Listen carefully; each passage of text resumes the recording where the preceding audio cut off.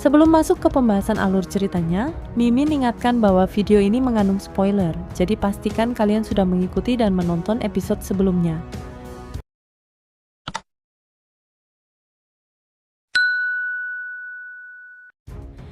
Perubahan itu datang begitu mendadak hingga Yao Lao, yang berdiri dekat, tak sempat bereaksi. Baru setelah cahaya aneh menembus di antara alis Xiaoyan, ia tersadar, wajahnya berubah drastis. Cailin dan dokter peri kecil pun terkejut. Wajah pucat mereka memancarkan kegelisahan. Peta kuno ini jelas bukan benda biasa. Tidak seorang pun tahu apakah itu anugerah atau bencana. Xiaoyan, yang menjadi pusat kejadian, sempat terpaku saat cahaya itu menembus alisnya. Namun segera menutup mata dan mengerahkan kekuatan spiritual untuk menyelidiki. Ia menemukan segumpal cahaya seukuran kepalan tangan. Bukan miliknya dan jelas baru saja muncul dari peta kuno. Cahaya itu diam, justru membuatnya semakin waspada. Berusaha tenang, Xiaoyan mendekatkan kekuatan spiritualnya, siap menyerang jika perlu. Namun, sebelum sempat bergerak, cahaya putih itu melesat bak kilat, menembus pertahanan spiritualnya dan menghantam jiwanya. Tubuhnya menegang, wajahnya terdistorsi oleh rasa sakit. Yao Lao buru-buru mengulurkan tangan, namun sebelum masuk ke tubuh muridnya, Xiaoyan membuka mata. Ia berkata bahwa cahaya itu tetap berada di alisnya, tak bisa ia sentuh, tetapi tidak bergerak. Setelah mengajukan beberapa pertanyaan, Yao Lao menduga itu adalah sisa roh dari ahli kuno. Nama yang muncul di pikiran Xiaoyan hanya 4 kata. Memurnikan Demonic Lotus Saint. Yao Lao mengenalinya sebagai sosok puncak 10.000 tahun lalu, pemilik api lotus pemurnian demonik, salah satu heavenly flame terkuat, bahkan mendekati tingkat Dodi. Besar kemungkinan benda di alis Xiaoyan adalah peninggalan tokoh itu, dan meski sifatnya sedikit menyimpang, menurut Yao Lao ia tak akan merugikan Xiaoyan. Namun, ada konsekuensi besar. Jika api lotus pemurnian demonik muncul, tanpa kekuatan Dosheng, Xiaoyan hanya akan menjadi budak apinya. Maka Yao Lao menetapkan tujuan. Dalam 3 tahun, Xiaoyan harus mencapai tingkat Dosheng. Satu-satunya jalan adalah mendapatkan hati bodhisattva dari pohon kuno bodhisattva di wilayah Wasteland kuno, tempat terlarang bagi manusia. Untungnya, Xiaoyan memiliki benih bodhisattva yang bisa membantunya melacak pohon itu. Xiaoyan menghela napas, sadar ia harus pergi ke wilayah berbahaya itu. Yao Lao pun menutup pembicaraan. Semua bergantung pada pohon kuno bodhisattva. Jika berhasil, maka peluang menaklukkan api lotus pemurnian demonik akan terbuka. Setelah memutuskan rencana, Xiaoyan dan rombongan segera kembali ke Falling Star Pavilion. 2 hari mereka gunakan untuk beristirahat, sementara kabar tentang pohon kuno bodhisattva menyebar di seluruh dataran tengah bak badai. Nama itu saja sudah cukup membuat kekacauan. Bahkan para sesepuh yang lama bersembunyi pun muncul ke permukaan. Wilayah kuno Wasteland yang dulunya dianggap berbahaya kini tak lagi ditakuti. Daya tarik pohon kuno bodhisattva terlalu besar, terutama bagi mereka yang mengejar tingkat Dosheng. Bagi para pejuang yang bermimpi mencapai puncak, kesempatan sekecil apapun layak dikejar meski harus mengorbankan nyawa. Xiaoyan sendiri sadar, untuk mencapai Dosheng dalam 3 tahun, ia butuh kekuatan bodhisattva heart. Tanpanya, ketika Purifying Demonic Lotus Flame muncul, ia hanya akan menjadi penonton. Karena itu, ia harus mempersiapkan diri sebaik mungkin sebelum perebutan dimulai. Ia memilih melakukan retreat dan mulai mempelajari King Kong Glass Body, sebuah Do skill kelas Tian yang baru diperolehnya. Keterampilan ini dapat mengubah tubuh menjadi sekuat logam, bahkan raksasa setinggi hampir 100 kaki, dengan kekuatan yang sanggup menghancurkan langit dan memecah bumi. Latihannya tidak mudah. Begitu mempraktikkan teknik itu, tubuhnya membengkak 2 kali lipat, kulitnya memerah keemasan, lalu menyusut kembali disertai semburan darah segar. Rasa sakitnya luar biasa, kulit seperti robek, otot meregang, tulang retak. Xiaoyan akhirnya paham mengapa teknik ini menuntut fisik yang kuat. Meski terasa seperti penyiksaan, ia terus mengulang proses itu. Hari demi hari tubuhnya beradaptasi. Darah yang dimuntahkan kian sedikit, dan rasa sakitnya mulai bisa ia tahan. Setengah bulan berlalu. Di luar, dataran tengah semakin tegang. Pasukan berbagai faksi bergerak ke sekitar wilayah kuno Wasteland, menunggu tanda kemunculan pohon kuno Bodhisattva.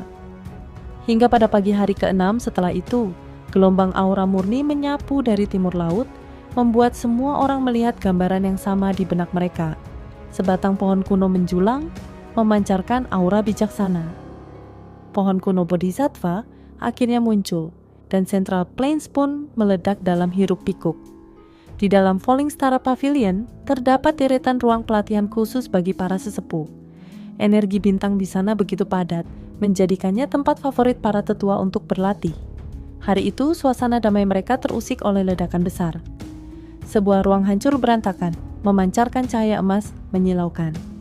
Dari reruntuhan, muncul sosok raksasa berwarna emas setinggi 70 kaki. Langkahnya mengguncang tanah, raungannya menghempaskan gelombang suara yang memaksa para sesepuh mundur belasan langkah. Aura berbahayanya membuat bahkan Daozun 8 bintang pun merasa terancam. Saat para sesepuh bersiap mengepungnya, Yao Lao, Cailin, dan Dokter Peri kecil tiba.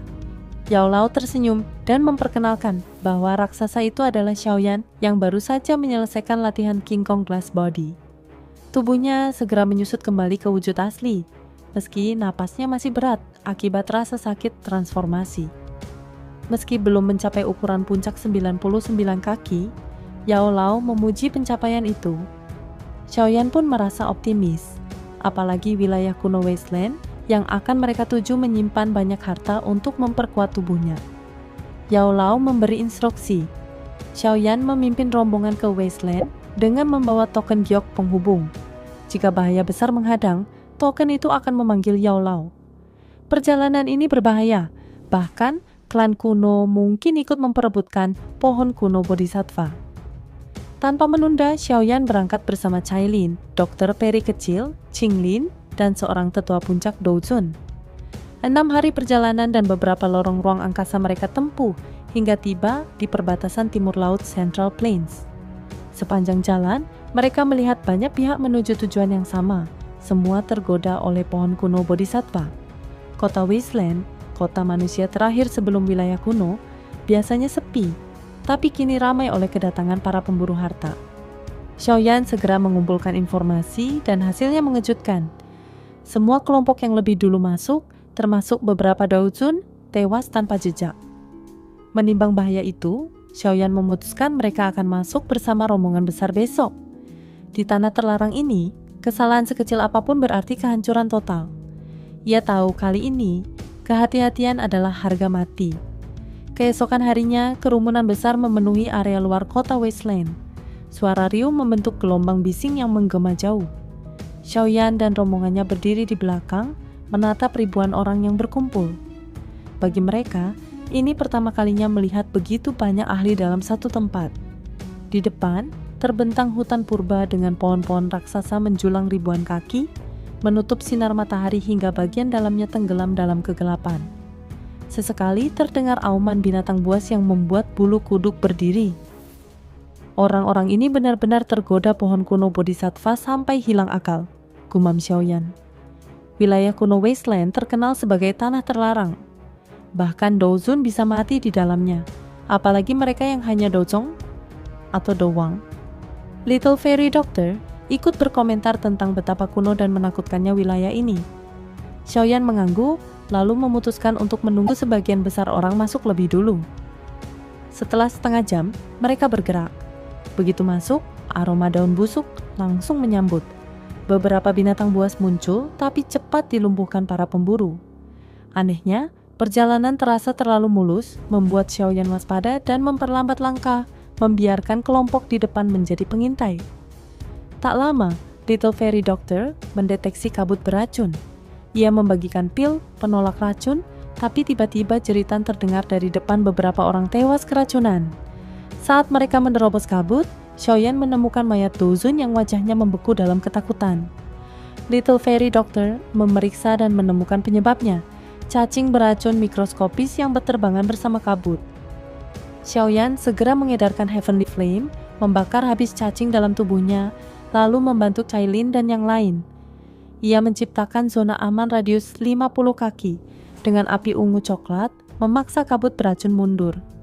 Hanya kabut ini saja sudah bisa menyingkirkan 80% orang, pikir Xiaoyan, semakin yakin bahwa wilayah wasteland kuno memang berbahaya.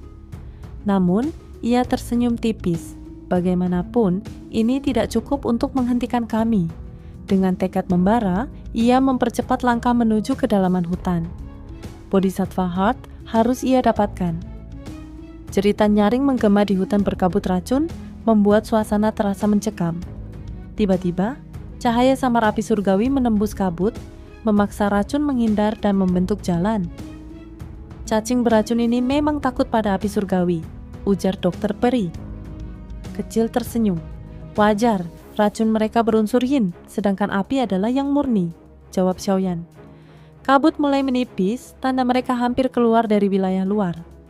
Xiaoyan mempercepat langkah, khawatir faksi besar lain sudah mendahului ke tengah wasteland.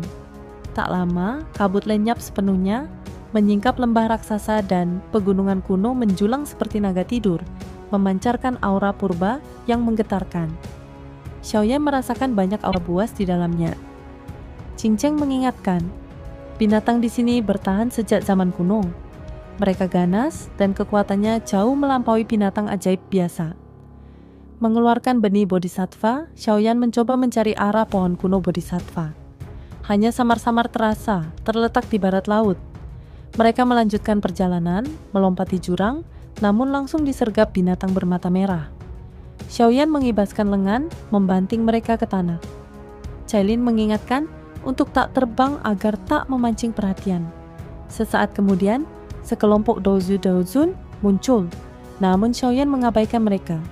Semua pihak punya tujuan yang sama, tak ada gunanya bersekutu penuh. Mereka berpisah, masing-masing melanjutkan pencarian.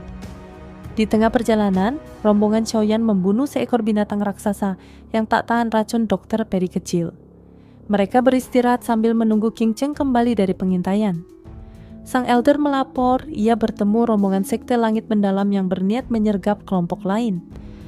Awalnya Xiaoyan tak peduli, namun saat mendengar target mereka adalah Flower Sect, langkahnya terhenti. Pikirannya langsung teringat Yun Yun. Wajahnya mengeras. Serang, hancurkan sekte langit mendalam, ucapnya pelan, namun syarat niat membunuh. Itu saja spoiler episode 163 dari Donghua Series Battle Through the Heaven Season 5.